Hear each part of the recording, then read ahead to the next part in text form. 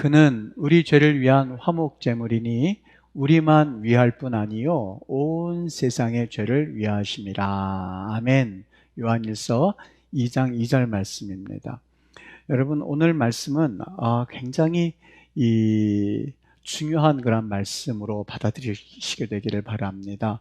저도 이 말씀을 준비하면서 참 이게 굉장한 이 복음의 말씀인데, 이 전하는 이에게도 하나님 성령의 두루마기를 덧입혀 주셔서 사람의 지혜로 전하지 않고 하나님이 주시는 지혜와 또 하나님이 주시는 은혜를 가지고 이 말씀을 증거하게 하옵소서 혼자 기도했고, 오늘 우리 교육자들에게도 제가 부탁을 했고, 그리고 어저께도 우리가 그렇게 기도를 했습니다. 왜냐하면 오늘 이 말씀은 구원에 관한 말씀이기 때문에 그렇습니다. 그래서 오늘 이 말씀을 듣는 분은 한 분도 빠짐없이 구원에 이르는 은혜가 있게 되기를 바라고, 또 이미 구원 얻은 분들에게는 내가 구원이 어떠한 구원이구나 하는 이런 확실한 그런 말씀의 중심에 서 있는 계기가 되어지는 말씀 되기를 주의 이름으로 축복합니다. 로마서 3장 23절 말씀에 보면 모든 사람이 죄를 범하였음에 하나님의 영광에 이르지 못했다, 이렇게 말씀을 합니다. 모든 사람입니다. 예외가 없다는 얘기지요. 여러분들은 물론, 또 저도 물론, 모든 인간들은 죄를 범하게 되어서 하나님의 영광에 이르지 못했다. 이 말씀은 그 전에는 하나님과 인간이 서로 소통하고 얘야 그러면 네 하면서 하나님과의 그런 관계가 깊었던 적이 있었습니다. 아담아 그러면 네 그래 하면서 하나님과 교제가 있었고, 하나님과의 그런 아름다운 기쁨의 만남이 있었던 것이 그 이전의 모습이었습니다만은 이것이 깨어지게 됐다는 이야기입니다. 불가능하게 되었다는 이야기입니다. 하나님과 인간의 관계가 깨어지고, 그래서 하나님의 영광에 이르지 못했던 이유가 있는데, 그것은 모든 사람이 죄를 범했기 때문에, 그래서 이 관계가 깨어져 버렸다는 것을 말하고 있거든요. 그 이유가 무엇일까? 여러분, 하나님은 거룩을 좋아하시는 하나님이 아니라 하나님은 거룩 그 자체이기 때문에 그렇습니다. 하나님은 거룩한 존재이시고 거룩한 분이시고 거룩 그 자체이기 때문에 이 죄와는 공존하실 수 있는 분이 아닙니다. 이거를 예를 들어서 저는 이렇게 종종 이야기하기를 참 좋아하는데, 이 빛이 있고 어둠이 있습니다. 여러분, 글자상으로는 그것이 같이, 빛과 어둠은 같이 쓸 수 있습니다만, 이 빛과 어둠은 공존할래야 같은 공간에 있을 수 없는 존재들입니다. 이를테면 내가 방에 들어갈 때 캄캄하잖아요. 그러면 스위치를 탁 올려서 불을 켜는 순간 어둠이 슬슬슬슬 물러가는 게 아니죠. 갑자기 어둠은 사라지고 확 하고 밝아지는 그런 모습과 똑같습니다.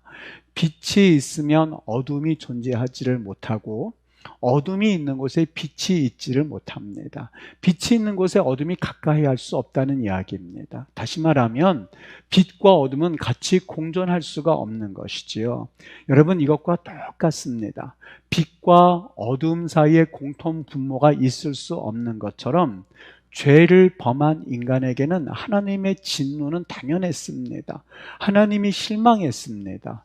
우리 자녀들이 창세기 6장 6절에 보면 하나님께서 인간 세계를 보시면서 한탄하사 마음에 심히 근심하셨다, 이렇게 말씀을 하고 있습니다. 그토록 하나님은 인간 세상에 죄가 있는 것에 대해서 마음에 굉장히 한탄스러우셨던 겁니다. 만일 내 자녀가 어느 날 갑자기 비행 청소년이 되어서 부모의 마음을 찢는 행동을 했다고 한번 가정을 해보십시오. 여러분의 마음이 어떠셨겠습니까? 여러분의 마음이 어떻겠습니까? 그 마음이 찢어져서 도대체 실망감도 있고, 내가 이 녀석을 어떤 마음으로 키웠고, 내가 이 녀석을 위해서 어떻게 기도하였고, 내가 이 녀석을 위해서 어떤 희생을 치르고 있는데 라고 하면서 그 마음에 배신감이 있고, 그리고 좌절감이 있고, 자녀에게 분노하지 않겠습니까? 죄를 범한 인간을 향한 하나님의 마음이 바로 그러했습니다. 진노하셨습니다. 여러분, 우리 하나님이 우리를 창조하신 이유는 이 땅에서 내 마음대로 한번 즐겁게 살아라 하는 것이 목적이 아니었습니다.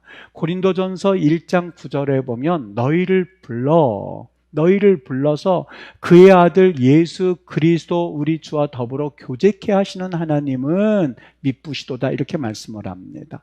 너희들을 불러서 그리스도 예수 우리 주 예수 그리스도와 교제하게 하시는 하나님은, 교제하게 하시는 하나님은, 이 소리입니다. 우리를 부르신 목적이 뭐라고요?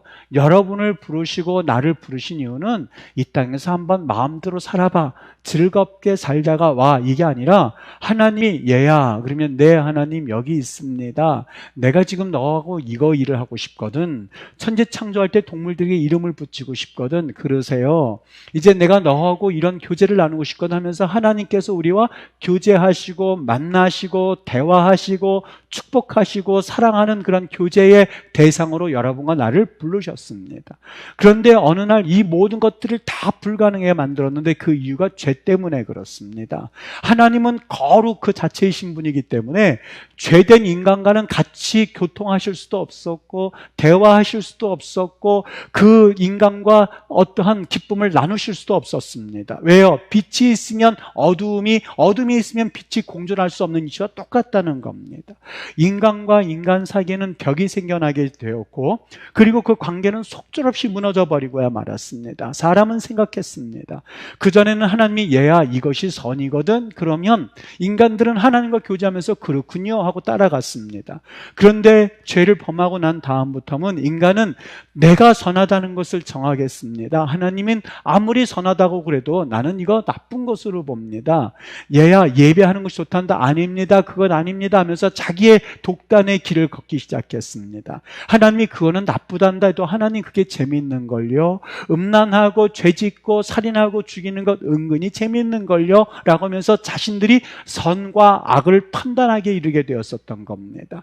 내가 중심이 되는 것, 이것이 바로 인간의 죄된 모습이었었고 결과였습니다. 여러분, 이것은요 하나님과 나와의 관계 깨진 것으로 끝나는 것이 아니었습니다. 이 여파가 엄청났습니다. 쓰나미와 같은 그런 효과를 발휘하게 되었는데, 하나님과 인간의 그 관계가 깨어지고 나서는 인간과 인간의 관계까지 깨어지기 시작했습니다. 대표적인 것이 아담과 하와의 관계였습니다.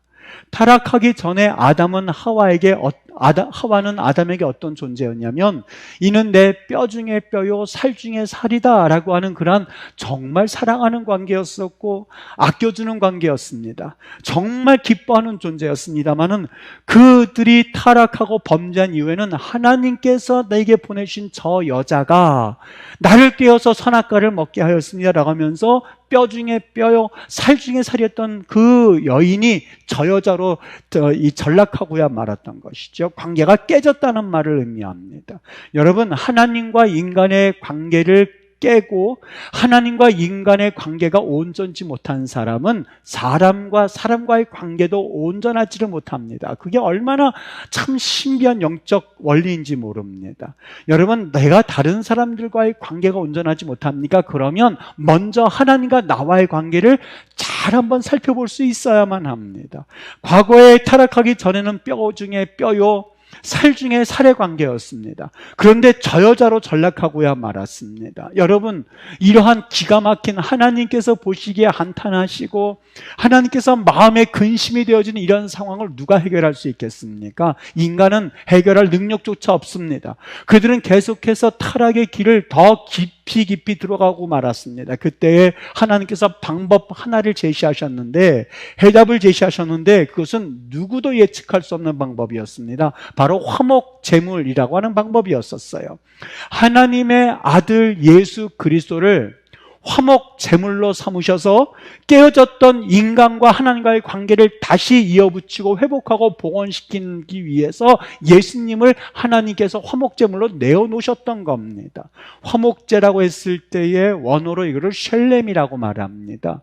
샬롬에서 나온 말이거든요. 화평하게 하다, 평화하게 하다 하는 그런 말입니다. 즉 화목제는 하나님과 인간의 관계를 화목하게 하기 위하여서 하나님께서 우리에게 상징적으로 보여준 인간의 구약의 제사 방법이었었던 거거든요. 궁극적으로는 뭘 의미하고 있었냐면, 바로 화목 제물로서 제물을 드릴 때에 궁극적으로는 내 아들 예수 그리스도를 나와 너희들과의 그런 관계를 회복하기 위해서 보낼 거야 라고 하는 것을 하나님께서는 구약에서 미리 알게 해주시기를 원하셨던 거예요. 로마서 3장 25절 말씀, 이 예수를 하나님이 그의 피로써 믿음으로 말미암는 화목제물로 세우셨으니, 여러분 잘 보세요. 이 예수를 하나님이 그의 피로써 믿음으로 말미암는 화목제물로 세우셨으니, 이는 하나님께서 길이 참으시는 중에 전에 지은 죄를 간과하심으로써 자기의 의로우심을 나타내려 하심이라. 여기 간과하려 하는 말이요, 약간 저는 조금 좀 마음에 좀 석연찮은 말이 있어요. 왜냐하면 죄를 간과하셨다고 하는 것은 대충 넘긴다라는 한국말 의미 때문에 좀 오해의 여지가 있는데, 이것을 영어로 뭘 번역했나 하고 찾아봤어요. 그랬더니 놀랍게도 이 말을 unpunished라고 번역을 했습니다. 간과하셨다, unpunished, punished 하지 않는다는 말입니다. 죄로 책하고 죄로 여기고 죄로 벌을 내리지 않으시겠다. 그게 unpunished란 말이에요. 자기의 죄를 하나님께서 죄로 여기지 않으신다는 거예요. 기소유예가 아니에요. 지금 예수 그리스도로 인하여서 너희 죄를 잠깐 뒤로 늦출게가 아니라 unpunished, 죄로 여기지 않으신다는 거예요. 심판하지 않겠다는 거예요. 기소유예가 아니라 무죄로 여기시겠다는 거예요. 뭘 통해서요? 이 예수를 하나님이 화목제물로 삼으셔서 너희들 죄를 지었고 어두움이지만 내가 너희를 다시 하나님께서 빛의 자녀로 바꾸어서 unpunished, 죄로 범하지 않겠다는 거예요. 여러분, 이것이 바로 하나님의 계획이었어. 얼마나 놀랍습니까? 하나님과 우리의 관계를 다시 회복하시겠다고 하는 거예요. 여러분, 화목제가 있어서 다른 제사와는 달리 아주 특징적이고 재미있는 것이 하나가 있습니다. 아니, 재미있다고 표현하니까 좀 약간 오해의 여지가 있는데 뭔가 특별한 특징이 있습니다. 다른 제물은 꼭 수컷으로만 드릴 수 있거든요. 수컷, 암컷은 되지 않습니다. 수컷으로만 속죄제라든지 속죄제물이라든지 다 수컷으로만 드릴 수 있는데, 유일하게 이 화목제물만큼은 수컷으로 드려도 되고 암컷으로도 드려도 됩니다. 무슨 의미가 있을까요? 다 된다는 얘기예요. 누구든지 화목하게 될 수 있다는 얘기예요. 화목 제물을 위하여서 오는 사람은 누구나 할 것 없이 하나님과 인간의 관계를 화목하게 하는 그 제사를 드릴 수 있다는 의미가 있거든요. 번뜩 생각난 말이 있었습니다. 요한복음 3장 16절 말씀, 하나님이 세상을 이처럼 사랑하사 독생자를 주셨으니 이는 그를 믿는 자마다 할 것 없이 누구나 그를 믿는 자는 누구나 할 것 없이 하나님께서 영생에 이르게 하기 위함이라고 하는 말씀이 생각나기 시작했습니다. 여러분, 화목제는 믿기만 하면 그 대상이 누구든 할 것 없이 상관이 없다는 거예요. 멸망시키지 않겠다는 거예요. 영생을 얻게 하겠다는 거예요. 똑같이 한 영혼 한 영혼, 그 사람이 나이가 많든 그 사람이 나이가 적든 그 사람이 권세가 있든 그 사람이 천민이든 권세가 없든, 그 사람이 돈이 있든 돈이 없든, 그 사람이 지식이 있든 지식이 없든, 그 사람이 노쇠하든 어린아이든 상관이 없다는 얘기예요. 누구든지 간에 예수 그리스도를 받아들이고 믿음으로 믿는다면 누구나 할 것 없이 하나님께서 영생을 주시고 구원하시겠다는 거예요. 여러분, 이 결과로 인하여서 우리 인간에게는 그때부터 모든 벽이 허물어지기 시작했습니다. 빛이 어둠과 같이 거할 수가 없는데 그때부터 우리 인간들은 빛의 자녀가 되었어요. 하나님이 우리에게 거하실 수가 있었고, 그러면 하나님께서 우리와 교제하실 수 있는 관계가 회복되어졌던 거예요. 복원되었다는 거예요. 뭐 때문에요? 화목제물 때문에요. 여러분, 이것은 어느 날 갑자기 된 게 아니었었어요. 우리 하나님께서는 수천 년서부터 선지자를 통해서 이 사실을 예언해 주셨거든요. 이사야는 지금으로부터 2700년 전, 2600년 전의 사람입니다. 그 이사야라고 하는 선지자가 이제부터 예수 그리스도가 이 땅에 오실 것을 2700년 전에 예언을 했는데 이렇게 예언했습니다. 이사야 53장 6절 말씀, 우리는 다 양 같아서 그릇 행하여 각기 제 길로 갔거늘 범죄하고, 그리고 죄 가운데 빠져서 어둠에 갔거늘 여호와께서는 우리 모두의 죄악을 그에게, 여기에서 말하는 그라고 하는 것은 앞으로 오실 메시아 되시는 예수 그리스도에게 담당시키셨도다. 여러분, 이 말씀은 예수님이 오시기 2500년 전에 이사야 선지자를 통해서 하나님께서 미리 말씀해 주셨던 거예요. 더 그가 한 이야기를 들어볼까요? 53장 5절 말씀입니다. 그가 찔림은, 예수님께서 찔린 것은, 예수님께서 핍박받은 것은, 예수님께서 가시관 멜루관을 쓰신 것은 우리의 허물 때문이요, 그분의 죄 때문이 아니에요. 그가 채찍으로 얻어맞고 상한 것은 다른 이유 때문이 아니었었어요. 예수님이 정치범이기 때문이 아니에요. 우리의 죄악 때문이요, 그가 징계를 받음으로 여러분과 내가 하나님과의 관계가 회복되어지고 나음을 입었다는 것을 이사야 선지자는 계속해서 그 당시의 사람들은 물론이요, 후대에게도 예수가 오시면 예수님의 보혈로 인하여서 우리는 구원받을 수 있습니다는 것을 예언하고 있었던 것이죠. 여러분, 우리가 보혈의 능력이라고 말하는데 보혈의 능력은 다른 것 아닙니다. 기적을 일으키고 병에서 낫는 것도 물론 보혈의 능력입니다만, 보혈의 능력, 오늘 말씀의 제목처럼 이 보혈의 능력은 어떤 재물의 피보다도 으뜸되는 것을 말하고 있는 것이거든요. 구약 성경의 모든 사건입니다. 여러분, 저는 이 구약 성경에 있는 대부분의 사건을 다 예수님과 연관시키는 그러한 모습으로서 이 성경을 읽곤 합니다. 여러분, 구약의 대부분의 사건은 예수님께서 이 땅에서 구원 나타나시고 태어나시고 고난받으시고 십자가에 죽으시고 다시 오실 것을 우리에게 그려주고 있거든요. 너무나 많이 있습니다. 예를 들어서 이 애굽의 유월절 어린 양이 그런 예 중에 하나입니다. 여러분, 유월절 어린 양을 문설주에 바르면서 죽음의 그림자가 지나갔을 때에 무엇을 깨달아야만 했던 걸까요? 아마 우리가 그 당시에 구약에 있었던 이스라엘 백성들이라면 문설주에 어린 양의 피를 발랐을 때에 장자가 죽지 않고 넘어가는 그런 광경을 보면서 저는 이렇게 생각했을 것 같아요. 아, 이게 무슨 사건인가? 이상하게 어린 양의 피를 문설주에 발랐더니 애굽에 있는 모든 장자들은 다 죽는데 우리들은 그 죽음의 그림자가 지나가네. 죽음을 위해서는 어린 양의 피라고 하는 것이 필요하구나 하는 것을 깨달았지 않았겠습니까? 또 여러분, 가만히 생각해 보십시오. 고린도전서 5장 7절에는 이 말씀을 명확하게 우리에게 제시해 주고 있습니다. 우리의 유월절 양 곧 그리스도께서 희생되셨느니라. 유월절 어린 양은 누구라고요? 그리스도라고 말합니다. 아담과 하와도 마찬가지였었어요. 그들의 벌거벗음을 보시고 하나님께서 짐승을 잡아서 가죽 옷을 입혀주셨어요. 그 전에는 그들이 무화과 나무 잎으로 해서 자신들의 수치만을 잠깐 가렸을 뿐이거든요. 이것을 원어에서는 하고라라고 말합니다. 치마라고 번역했습니다. 그냥 부끄러운 데만 잠깐 가리는 것에 불과합니다. 여러분, 이것은 수치를 가릴 수가 없었습니다.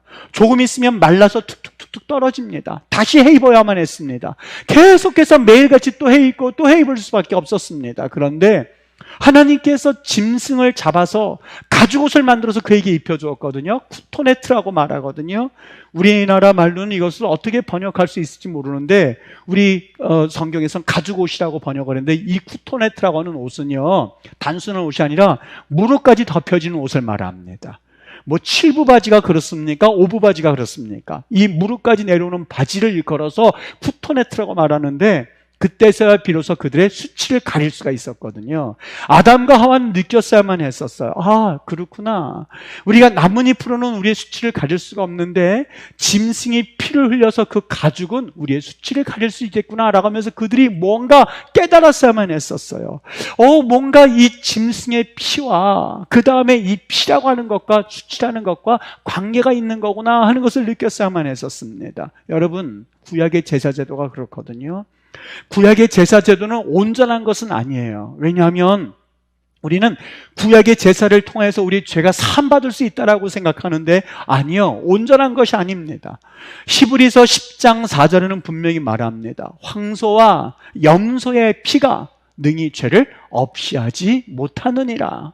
황소의 제사 그리고 염소로 드리는 그 제사의 피가 우리의 죄를 능히 없이 하지 못하느니라. 다시 말하면 그들이 제사할 때에 뭔가 제사가 필요하네, 이 제사에는 피가 흘러야만 하는구나 하는 것을 깨닫는 것으로 족하다는 거예요. 그 제사를 드림으로써 무언가 누군가가 피를 흘려야 이곳이 온전한 제사가 될 수 있는데, 그 누군가가 언제쯤이나 오실까 하는 것을 그들은 제사를 통해서 느껴야만 했었어요. 그게 바로 구약제소의 제사의 모습이었었어요. 그렇구나, 속죄제를 드리기 위해서는, 화목하기 위해서는, 그리고 우리가 죄를 속함받기 위해서는 피를 흘려야 되는구나 하는 것을 깨닫는 것으로만 충분했습니다. 그래서 히브리서 10장 1절은 말합니다. 율법이라고 하는 것은, 제사 이런 게 모두 율법이지 않습니까? 제사 이런 것들이 모두 구약의 율법이지 않습니까? 장차 올 좋은 일의 그림자일 뿐이요. 여러분, 그림자를 보면서 이성훈 있네 그러는 것 있습니까? 아니요. 그림자는 저를 그냥 단순하게 투영한 것에 불과합니다. 하나의 그냥 그림자에 불과합니다. 그것을 보면서 이성훈이라고 말하지 않아요. 여러분, 율법이라고 하는 것은 그림자일 뿐이요, 참 형상이 아니므로 해마다 늘 드리는 같은 제사로는 나오는 자들을 언제나 온전하게 할 수 없느니라. 누가 온전하게 할 수 있다는 거예요? 앞으로 오실 메시아 그리스도를 그들이 바라고, 그리스도를 그들이 앙망하고, 예수님께서 자신들을 위해서 속죄제물이 되실 것을 그들이 깨닫게 해주는 것이 구약의 제사의 본 모습이었었어요. 여러분, 이것이 바로 예수 그리스도께서 보혈의 그 피가 으뜸이 된다고 하는 이유입니다. 지금까지 동물의 피는 온전하지 못했어요. 완전하지 못했어요. 이제 한 분, 예수님이라고 하는 그분이 오셔서 모든 동물들의 피에 으뜸이 되어서, 그래서 예수님의 보혈의 능력이 되시고, 그것이 우리의 죄를 사하게 하는 능력이기 때문에 보혈의 능력이 있습니다. 또 한 가지 이렇게 물을 수 있습니다. 어떤 분들은 자주 하는 질문이에요. 목사님, 좋습니다. 그러면 이제 하나님께서 예수 그리스도를 통해서 우리를 구원하신 것까지는 이해가 되는데, 신약에, 다시 말하면 예수님이 오신 다음에 사람들은 예수님을 믿고 구원받는다고 하십시다. 그러면 예수님 오시기 전에 사람들은 어떻게 구원받는 겁니까?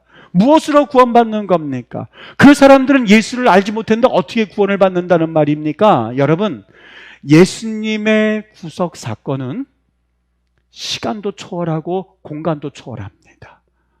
그것이 오늘 본문의 말씀이에요. 요한일서 2장 2절 말씀 다시 한번 보시죠. 이렇게 말합니다. 그가 예수님을 말하거든요. 한번 다 같이 읽어볼게요. 시작. 그는 우리 죄를 위한 화목 제물이니, 여기에서 우리 죄라고 하는 것은 요한이 살던 시대를 말합니다. 요한과 이 요한 서신을 받는 당시의 모든 사람들을 말합니다. 우리 죄를 위한 제물이니, 우리만 위할 뿐 아니요, 누구를 위한다고요? 온 세상의 죄. 온 세상의 죄. 요한 시대의 요한뿐만이 아니라, 요한 시대의 사람들뿐만이 아니라 온 세상의 죄를, 온 인류의 죄를, 온 시대의 죄를, 여러분 2000년 전에 예수 그리스도 오셨다는 그 사실이 왜 여러분과 상관이 있는 줄 아십니까? 시간을 초월하고 공간을 초월하기 때문에 그렇습니다. 그래서 우리는 2000년 전에 예수님을 우리는 믿음으로써 시간과 공간을 초월하신 그 구원의 은혜를 우리도 같이 경험하게 되는 것이거든요. 예수님이 오시기 전도 마찬가지입니다. 여러분, 어느 날 갑자기 구원의 계획이 세워진 게 아니에요. 하나님께서는 전지전능이에요. 인간이 타락할 것도 알고 계셨어요. 그러나 하나님은 막지 않으셨어요. 그들의 자유의지를 그냥 존중해 주셨어요. 하나님이 아신 대로 타락했습니다. 하나님은 태초 전부터 예수 그리스도를 예비시켜 놓으셨는데, 그들이 타락하자마자 하나님이 구원의 계획을 그들에게 말씀해 주세요. 창세기 3장 말씀입니다. 15절 말씀이에요. 내가 너로, 여기서 너라고 하는 것은 사탄을 말하거든요. 여자의 원수가 되게 하고 내 후손도, 이 사탄의 후손들도 여자의 후손 단수입니다. 예수님과 원수가 되게 하리니 여자의 후손 예수는 내 머리를 상하게 할 것이요, 너는 그의 발꿈치를 상하게 할 것이냐 라고 하면서 이미 예수님을 말씀하고 있었거든요. 여러분, 놀랍지 않습니까?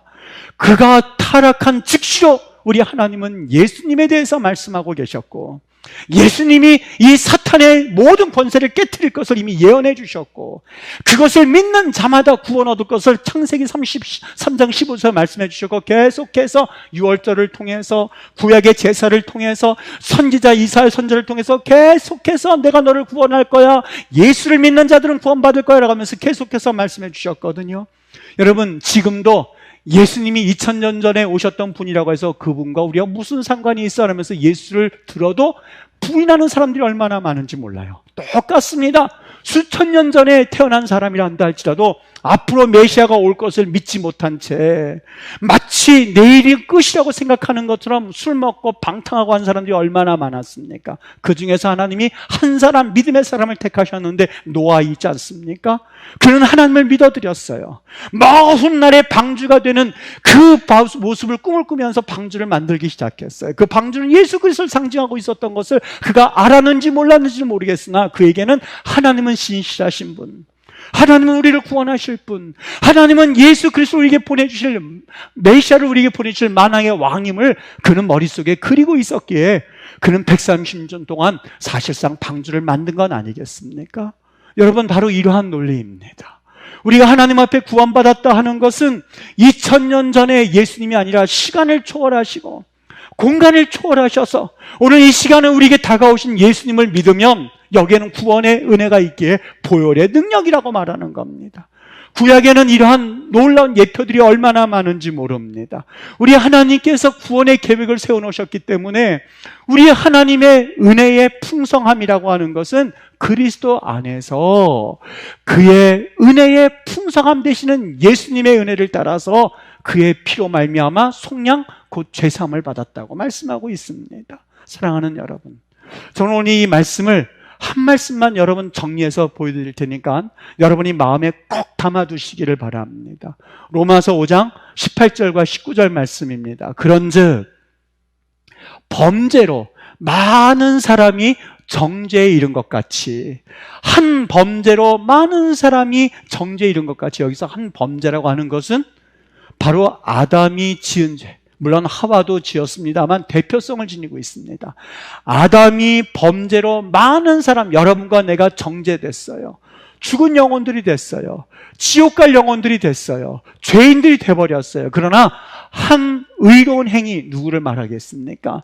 예수님께서 하나님께 순종한, 예수님께서 하나님 앞에서 그 순종한 행위로 말미암아 많은 사람이 의롭다 하심을 받아 생명에 이르렀느니라, 생명록에 기록되게 되었느니라. 한 사람이 순종하지 아니함으로, 아담이 하나님 앞에 순종하지 아니함으로 많은 사람이 죄인 된 것 같이, 한 사람이 순종함으로 예수님께서, 하나님의 독생자 아들이신 예수님께서 순종하심으로 수많은 사람이 그분을 믿음으로써, 그분이 오실 것을 믿음으로써 의인이 되리라. 여러분, 답변이 되셨습니까? 예수님 오신 이후에도 예수님으로 구원을 받는 것이고, 예수님이 오시기 전에 사람들도 예수님으로 구원받는 오직 한 길, 예수 외에는 구원이 없다고 하는, 예수 외에는 구원이 없다고 하는 그 불변의 진리가 오늘 우리가 믿고 있는 하나님 앞에서 보혈의 능력이 되는 겁니다. 저는 오늘 이 말씀을 가만히 묵상하면서 얼마나 흥분이 되고 얼마나 이 복음의 말씀이 한 시간에 요약된다는 것이 얼마나 기가 막혔는지 모릅니다. 여러분, 우리의 죄를 용서받은 것은 우리의 행위에서가 아닙니다. 그렇지 않습니다. 수천 년 전서부터, 수백 년 전서부터 우리 하나님께서는 계획해 놓으셨습니다. 우리 하나님께서는 계획해 놓으셨어요. 섭리해 두셨어요. 아담과 하와가 죄를 짓는 그 순간 우리 하나님께서 그에게 말씀해 주셨어요. 내 후손은, 여자의 후손 단수예요. 그리스도와 원수가 되게 될 것이고, 그리스도는 네 머리를 밟게 될 것이며, 여자의 후손이 내 머리를 밟게 될 것이며 라고 하면서 이미 예수님을 나타내 보여주셨고 알려주셨고, 구약의 수많은 제사 사건을 통해서 피가 없이는 삶이 없느니라는 것을 말씀해 주셔서 예수님의 보혈의 피로 인하여서, 보혈의 능력을 인해서 너희는 구원받게 될 거야. 예수의 보혈의 능력으로 인하여서 너희들은 이 땅 가운데서 죄상을 얻게 될 거야 하는 것을 믿는 이들마다 구원시켜 주시고, 여러분 목사님, 그때는 안 보이시니까 더 믿기 힘들지 않습니까? 2000년 전에 예수님을 믿지 못하는 사람들은 수천 년 전에 예수님께서 오실 거야 라고 믿지 못하는 사람과 어떻게 보면 똑같습니다. 똑같습니다. 지금도 믿지 못하는 사람이 구약시대에 가서 그걸 믿을 리가 없고, 구약시대에서 그분들도 변명할 수는 없을 겁니다. 하나님, 2000년, 3000년 이후에 오실 예수님을 어떻게 믿겠습니까? 내가 신약시대에 가면 믿었을걸요? 아니요. 지금도 예수님에 대해서 말씀하는데도 핑핑 웃는 사람들이 얼마나 많은지 몰라요. 2000년 전에 예수, 나랑 무슨 상관이 있다고 그걸 전하는 거야? 라는 이들이 강팍한 마음들이 얼마나 많은지 모릅니다. 오직 복음입니다. 오직 예수 그리스도입니다. 구원의 도는 오직 예수님 한 분입니다. 이 예수님을 믿으면 구원이요, 예수를 믿지 않으면 지옥불이라고 하는 이 무서운 하나님께서 우리에게 주신 심판이지만, 믿는 이들에게는 구원의 복된 진리가 되거든요. 믿으실 수 있게 되기를 바랍니다. 기적이 일어나게 될 것입니다. 단순히 육신이 나음을 입는 것만 기적이 아니에요. 육신의 나음을 입었지만 영원히 지옥불로 떨어가진 이들이 얼마나 많은지 모릅니다. 지금까지 구원의 복음의 진리에 대해서 이게 무슨 복음의 진리인가 믿지 못했던 분들이 있다면 오늘 말씀을 동영상으로 또 돌려보십시오. 또 돌려보세요. 계속해서 돌려보세요. 아, 이거구나 할 때까지 돌려보세요. 그리고 내가 믿는 이 예수님에 대한 복음이 이거구나 한 것이 믿겨질 때에 여러분 기도하십시오. 하나님, 내게 복음의 말씀을 듣게 하셨으니 내 안에서 선한 일을 시작하신 이가 마지막 날까지 하나님이여 그 일을 이루시기를 원합니다. 복음의 씨앗이 내 안에 떨어졌습니다. 그것이 자라나게 해주시고 싹이 나게 하시고 자라나게 하셔서 복음의 아름다운 성령의 열매가 맺힐 때까지 나를 주장해 주시옵소서 기도하고 나아가는 것이 그리스도의 삶이거든요. 세상의 눈독 들이고 세상의 눈을 돌리면 거기에는 멸망밖에는 없습니다. 진리입니다. 인생 70여, 한가는 80이라고 그랬는데 영원히 수천 년, 수만 년 동안 주님과 함께할 그 시간에 비하면 눈깜짝 사이밖에 되지 않습니다. 경건하십시오. 죄를 범하지 마십시오. 하나님 앞에 무릎 꿇으십시오. 그리고 복음을 받아들이십시오. 하나님 앞에 나오십시오. 기적을 경험하게 될 겁니다 하는 것이 오늘 성경의 내용입니다. 때가 악합니다. 우리 하나님께서 주신 말씀입니다. 때가 악할수록 더 복음이 필요합니다. 때가 악할수록 이 복음의 진리를 마음에 담아야만 합니다. 여러분, 이 복음의 진리를 내가 또 들을 수 있다고 생각하지 말게 되기를 바랍니다. 하나님께서 이 복음의 말씀을 전해주셨을 때 마음으로 믿어 의에 이르고 마음으로 믿어 내가 하나님 앞에 구원에 이른다고 하였는데 마음으로 받아들이시게 되기를 바랍니다. 그렇구나, 구약의 모든 재물을 온전하지 못하구나, 황소의 피가, 염소의 피가 나를 사하지 못하게 될 것이고 오직 수천 년 이후에 오실 예수님의 그 피가 나를 깨끗하게 하실 텐데 그분이 2000년 전에 오신 예수님이시구나 하는 것을 받아들이시고 구원에 이르십시오. 그리고 그 구원의 말씀 마음속에 담아둘 때에 영이 잘됨같이 범사도 해결될 거예요. 영이 잘됨같이 기적들이 날 거예요. 병 낫는 기적들이 날 거예요. 그때부터는 내 삶의 기적이 이제 순간순간마다 역사하실 거예요. 이런 귀한 은혜를 경험하실 수 있게 되기를 바랍니다. 여러분, 다시 한번 부탁합니다. 다시 한번 간곡하게 이야기합니다. 이 복음의 진리를 마음속에 꼭 담아두십시오. 환난의 때가 오고 그리고 어려움이 있을 때도 이 복음의 진리만큼은 마음속에 담아두십시오. 예수님이 나의 복음의 구원의 복된 소식이구나. 마지막 천국 가는 그 순간까지도 정신이 혼미해질 때 예수님, 나의 복음의 진리가 되시고 황소의 피나 염소의 피가 아닌 예수의 피로서 내가 구원받습니다는 것을 믿는다면 우리는 영원한 하나님 나라에서 그분과 함께 통치하는 은혜를 경험하게 되실 줄 믿습니다. 이러한 보혈의 능력 다시 한번 마음판에 잘 새겨서 구원의 복된 진리 가운데 행하는 빛의 자녀들로 살아갈 수 있게 되기를 주님의 이름으로 간절히 축복합니다.